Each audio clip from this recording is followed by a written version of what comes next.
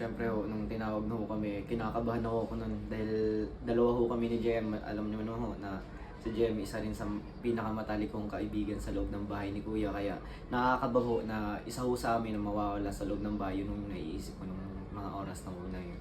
Nung nalaman ko na ho ako na ako yung lalabas, sobrang lungkot. Alam naman ho na, kumbaga, yung naiyak ko si JM, naiyak na rin ho ako dahil si JM isang, kumbaga hindi lang isang kaibigan ko, di tinuturing ko na rin yung isang kapatid sa loob ng bahay ni Kuya dahil siya ho yung, kumbaga, parang kuya ko din ho na nagbibigay sa akin ng advice kung meron akong nararamdaman na mabigat sa puso ko, yun po.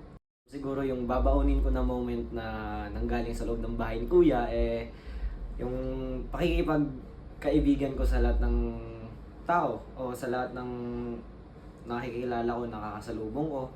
At syempre, yung pinakamahalaga